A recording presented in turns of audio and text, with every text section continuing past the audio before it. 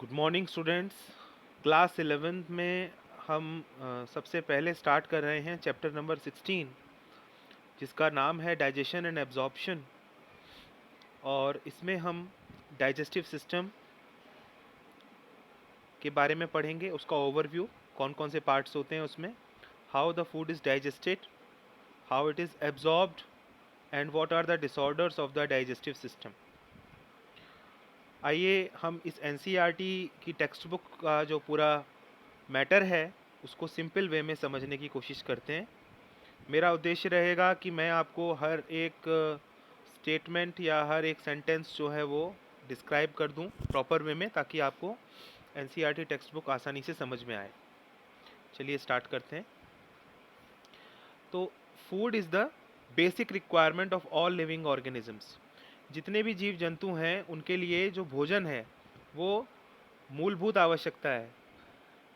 The main components in our food are carbohydrates, proteins, fats. तो ये हमारे food में पाए जाने वाले मुख्य तत्व हैं, कंपोनेंट्स हैं। Vitamins and minerals are also required in small quantities. और जहां आपको कार्बोहाइड्रेट्स, प्रोटीन्स और फैट्स लार्ज क्वांटिटीज़ में रिक्वायर्ड होते हैं आपकी बॉडी को फंक्शन करने के लिए, वहीं विटामिन्स और मिनरल्स की रिक्वायरमेंट इससे कम होती है। तो फूड से हमें क्या मिलता है ना? Food provides energy and organic materials for growth and repair of the tissues. तो आपकी बॉडी की लगातार अगर ग्रोथ हो रही है तो आपको एनर्जी चाहिए, अगर आपकी बॉडी के सेल्स रिपेयर कर रहे हैं तो आपको एनर्जी चाहिए, और आपको ऑर्गेनिक मटेरियल की रिक्वायरमेंट भी है to build up the body mass. तो इसीलिए फूड इन सब चीज़ों को प्रोवाइड करने का काम आपको करता है। आप जो पानी पीते हैं, the water we take, it also important in the metabolic processes. तो मेटाबॉलिक रिएक्शंस में पानी का एक इम्पॉर्टेंट रोल होता है, बिकॉज हम सब जानते हैं कि जो बायोकेमिकल रिएक्शंस होते हैं वो एक्वस फेज में होते हैं। तो इसलिए पानी जो है, which is also called as universal solvent, is very important. तो आपकी बॉडी को डिहाइड्रेशन से बचाना भी पानी का काम है। साथ के साथ इसमें मेटाबॉलिक प्रोसेसेस चलते रहते हैं। Bio macromolecules in food can not be utilized by our body in their original form. तो बायो मैक्रोमोलिक्यूल्स का मतलब क्या है? तो ये आपको पता होना चाहिए कि these are carbohydrates, proteins, fats, proteins, fats and nucleic acids. ये बेसिकली बायो मैक्रोमोलिक्यूल्स हैं जिनकी रिक्वायरमेंट हमारी बॉडी को होती है, लेकिन इनको बॉडी डायरेक्टली यूटिलाइज नहीं कर सकती, इनको ब्रेक करना पड़ता है स्मॉल कंपोनेंट्स में। तो ओरिजिनल फॉर्म में तो ये बहुत लॉन्ग होते हैं, तो इसलिए इनको ब्रेक करना पड़ता है स्मॉल सिंपल कंपोनेंट्स में। They have to be broken down into simple substances by the digestive system, and this process of conversion of complex substances to simple absorbable forms is called as digestion. and digestion में हमारा जो digestive system है वो mechanical और biochemical methods दोनों का use करता है। मैकेनिकल मेथड्स का मतलब है प्रेशर का यूज़, कट करना, च्यू करना फूड को, चर्न करना उसको, ये सब है ना, ये सब तो मैकेनिकल हो गए। बायोकेमिकल का मतलब है कि to by using enzymes degradation of the complex food material. तो ये चीज़ें आपको ध्यान रखनी है। तो आई होप कि ये फर्स्ट जो पैरा है पूरा का पूरा आपकी समझ में आ गया होगा, इंट्रोडक्टरी पैरा। आइए आगे चलते हैं to study about the digestive system. So human digestive system, it is basically made up of alimentary canal and the associated glands. Alimentary canal क्या है, कहाँ से कहाँ तक चलती है? Alimentary canal begins with the mouth and it terminates in the anus.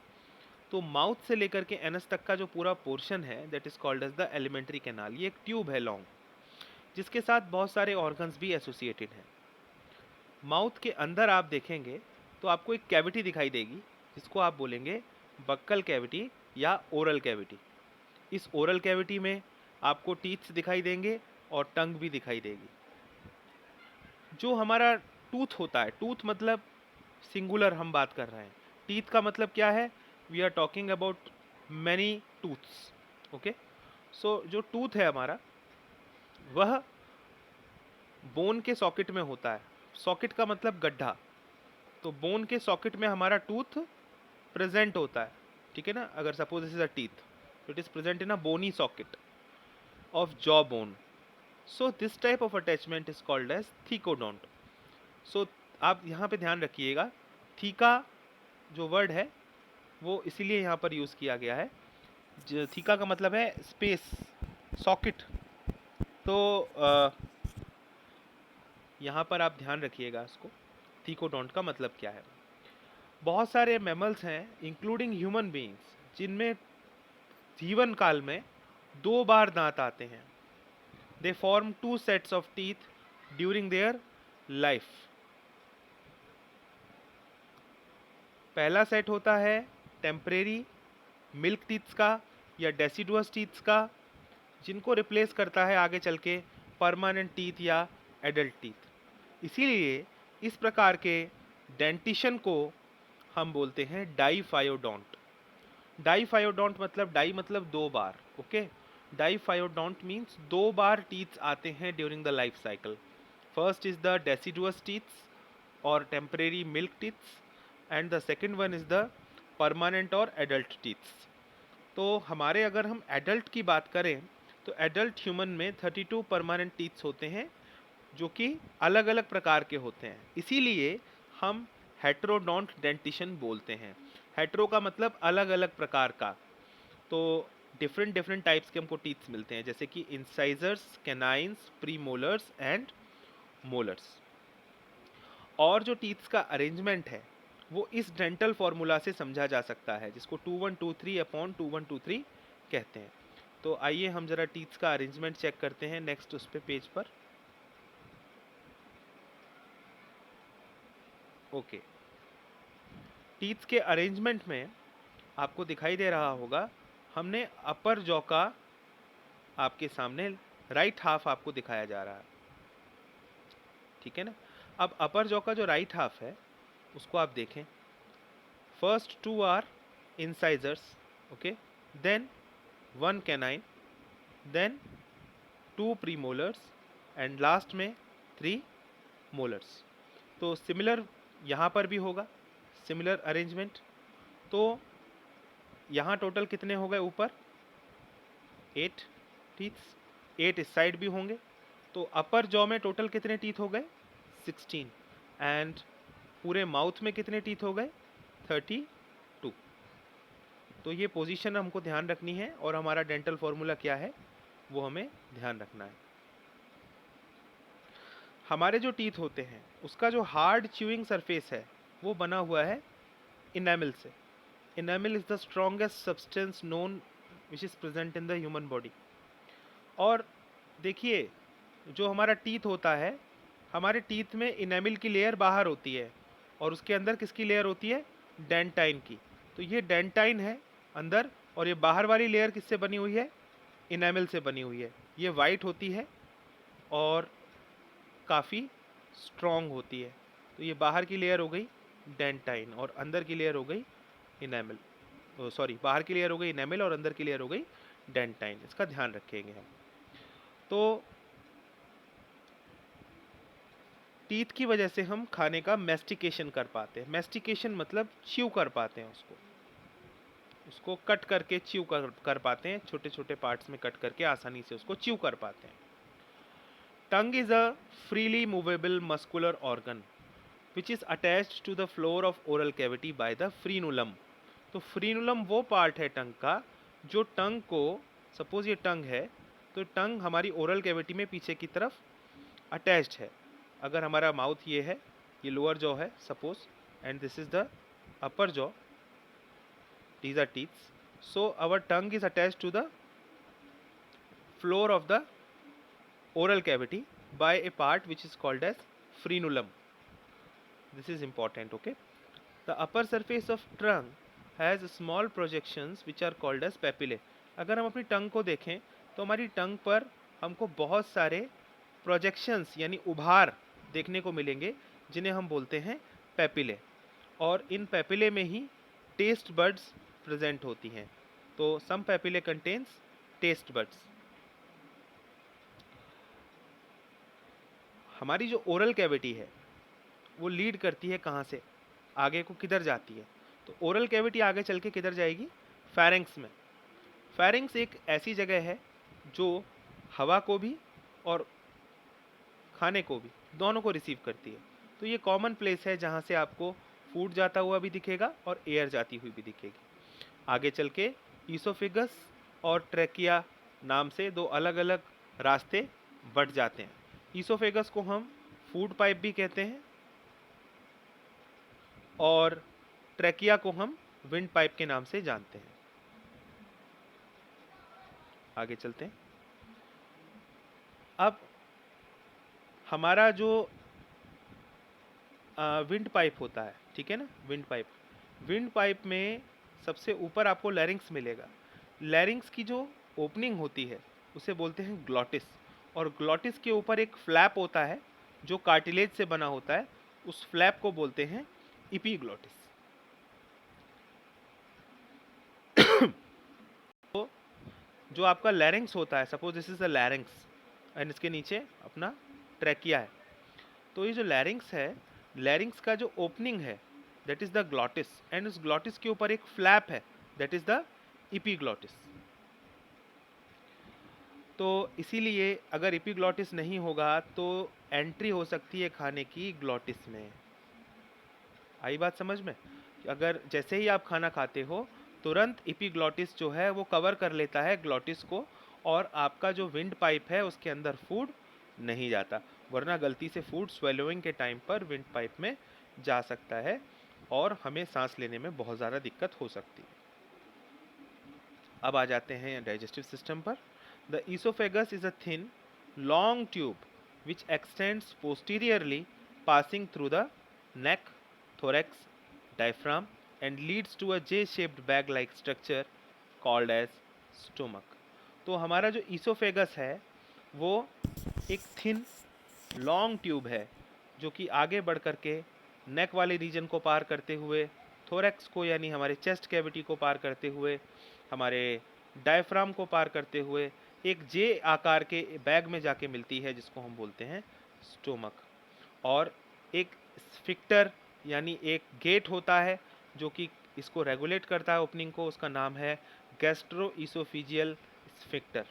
ये regulate करता है opening of oesophagus into the stomach. अब स्टोमक कहाँ पर होता है? तो स्टोमक आपके अपर लेफ्ट पोर्शन में होता है। कौन सी कैविटी में? एब्डोमिनल कैविटी में।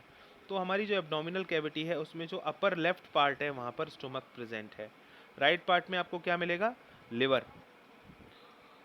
सो स्टोमक के अंदर यहाँ पर 3 लिखा हुआ है, एक्चुअल में हम इसको 4 पार्ट्स में डिवाइड करते हैं, और वो 4 पार्ट्स कौन कौन से हैं? Cardiac portion, fundic portion, body and pyloric portion. ठीक है, तो कार्डियक पोर्शन कौन सा पोर्शन है? आइए डायग्राम में चेक करते हैं। दूसरा वाला ये देखो, यहाँ पर कार्डियक पोर्शन तो देखिए रिसीव कर रहा है सीधा फूड को फ्रॉम द ईसोफेगस, तो ये कार्डियक पोर्शन है। फंडस वो पोर्शन है जो ये अपर पोर्शन है, इसके अंदर एयर भी फिल होती है, यानी गैस भी इसके अंदर आपको देखने को मिलेगी, फंडस। उसके बाद ये जो मेन पार्ट है, this part is called as the body. ठीक है, and the last part of the stomach is known as pyloric stomach, pyloric part which is connected to the first part of the intestine. तो ये हमें ध्यान रखना है कौन कौन से पार्ट्स होते हैं। अब देखिए, एक यहाँ स्फिक्टर होता है और एक स्फिक्टर होता है यहाँ पर।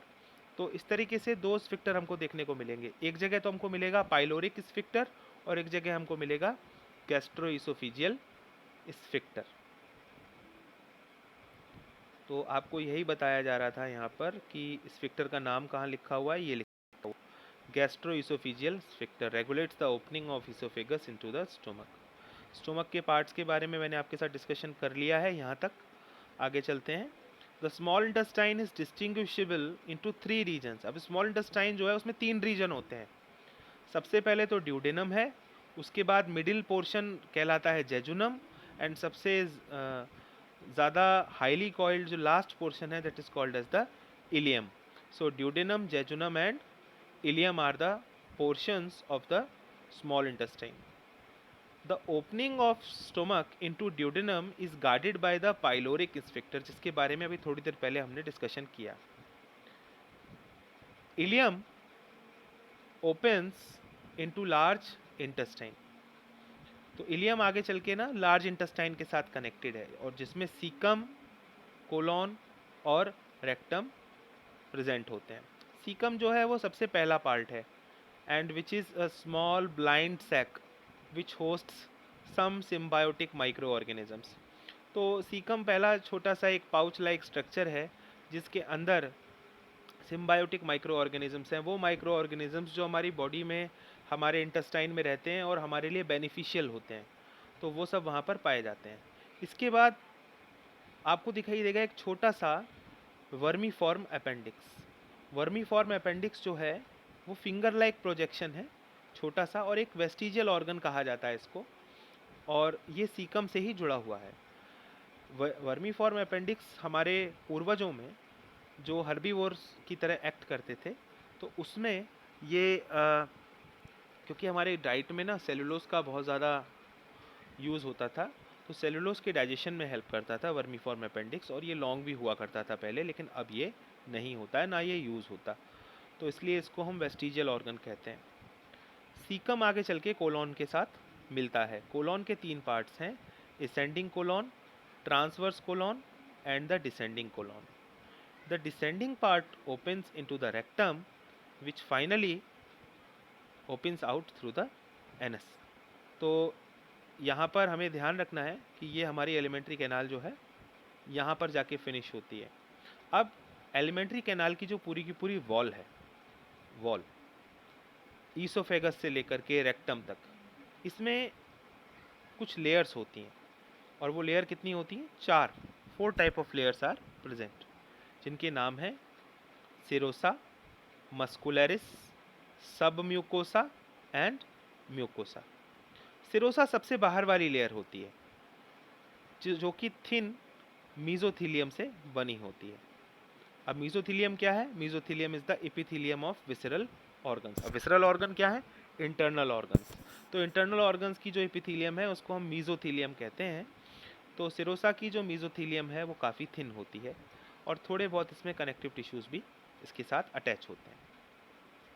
अगली लेयर है मस्कुलरिस, जो सेरोसा के अंदर आपको मिलेगी, and it is formed by the smooth muscles. अब स्मूथ मसल्स के बारे में आपको याद आ रहा होगा, क्लास 9th में हमने पढ़ा था कि स्मूथ मसल्स जो होती हैं ये इनवॉलेंट्री होती हैं, मतलब ये हमारी इच्छा के अनुसार नहीं, हमारे ब्रेन से कंट्रोल होती हैं, बट हमें नहीं पता होता, हमारी विल से गाइड नहीं होती. तो some smooth muscles are present in the muscularis, and they are formed arranged in 2 layers, inner circular layer and outer longitudinal layer.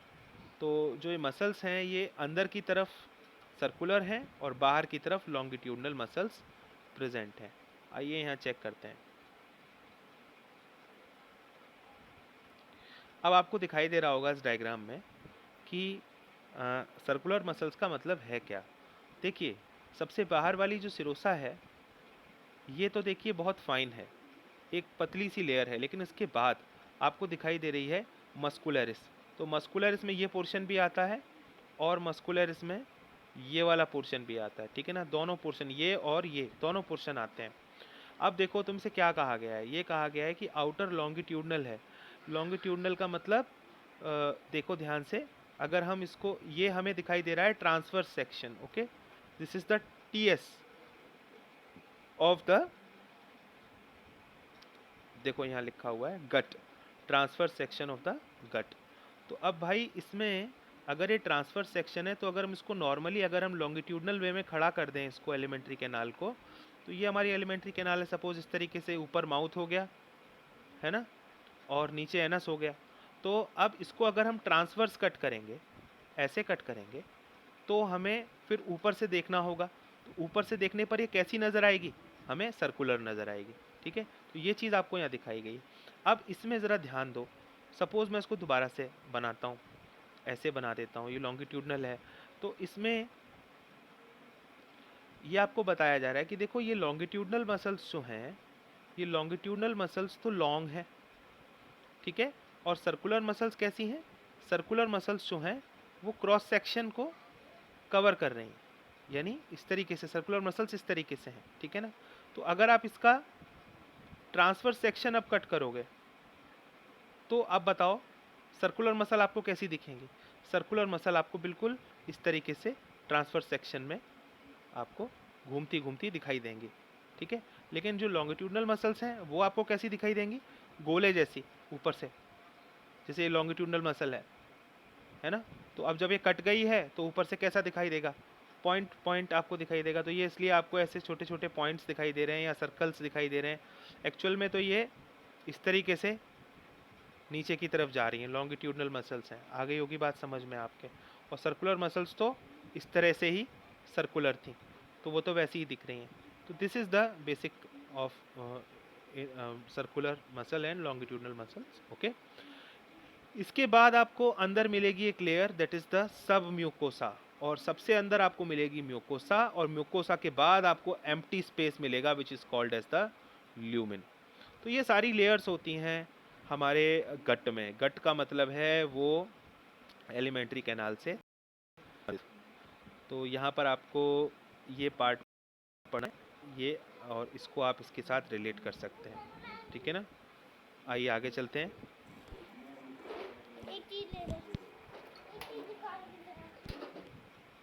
आगे चलते हैं।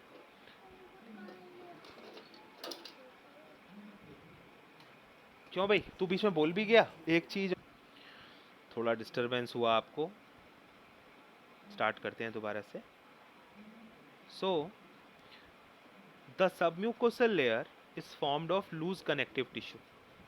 कनेक्टिव टिश्यू तो हमने पढ़ा था क्लास 9th में, है ना, उसी की बात हो रही है। तो सब म्यूकोसा में आपको लूज कनेक्टिव टिश्यू मिलेगा। तो कनेक्टिव टिश्यू जो है वो बहुत टाइटली अरेंज्ड नहीं है। इस कनेक्टिव टिश्यू के अंदर आपको नर्व्स मिलेंगी, ब्लड मिलेगा, लिम्फ वेसल्स भी मिलेंगी। In duodenum, glands are also present in the submucosa।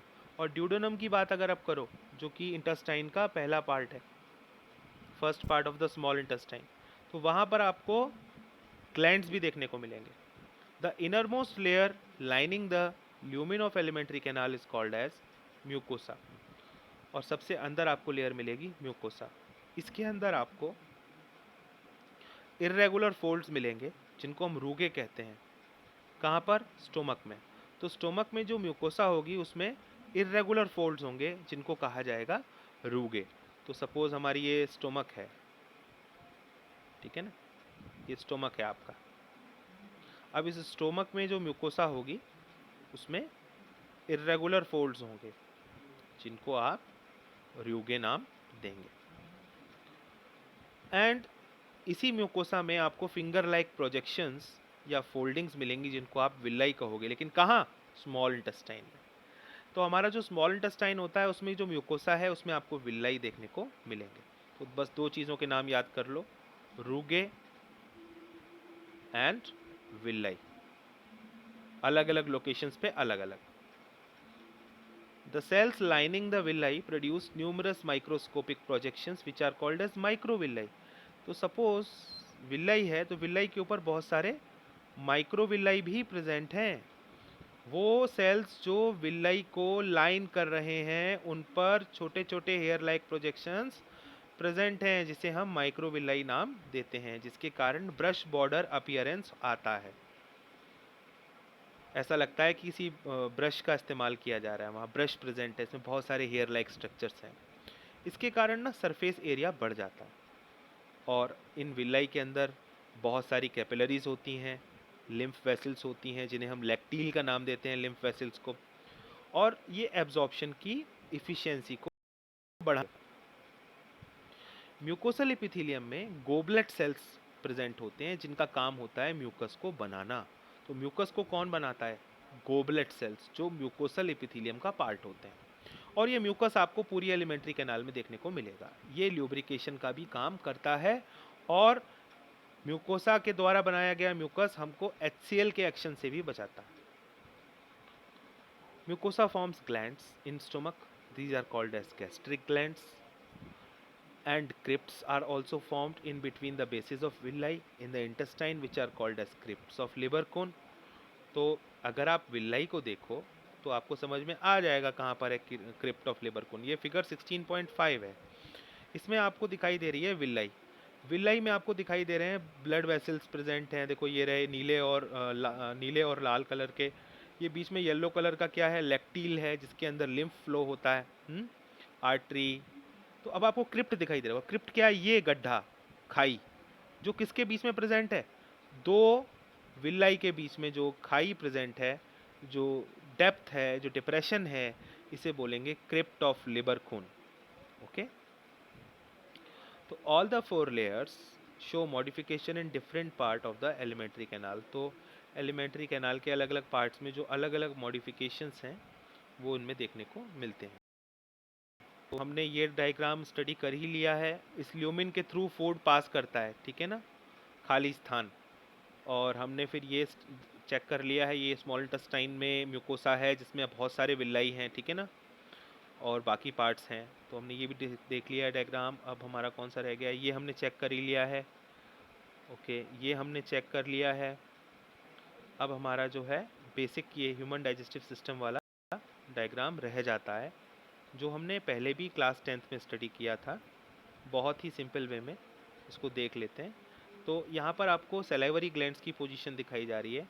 Parotid gland, सब मैक्सिलरी एंड सबलिंगुअल ग्लैंड्स। तो पैरोटिड ग्लैंड तो ईयर के पास, जो हमारा अपर जॉ है उसके ऊपर की तरफ होता है, और ये 1 पेयर होता है।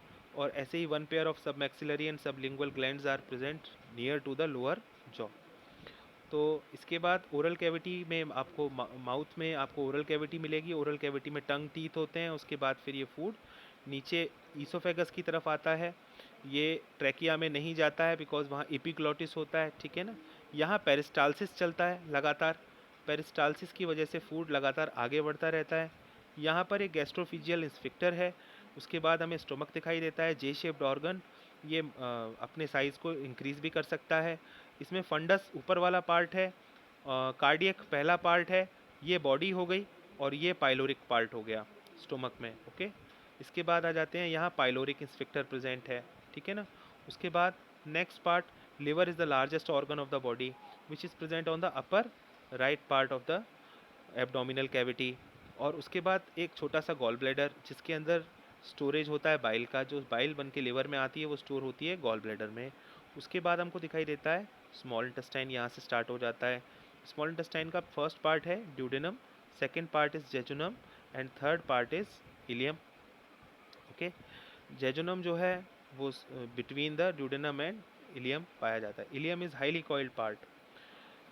इसके बाद आता है फिर लार्ज इंटेस्टाइन जिसमें सीकम पहला पार्ट है। उसके बाद फिर कोलॉन है जो कि असेंडिंग कोलॉन, ट्रांसवर्स कोलॉन और डिसेंडिंग कोलॉन के नाम से जाना जाता है। लास्ट में फूड स्टोर होता है रेक्टम में, और फिर वो एनस के थ्रू बाहर निकल जाता है।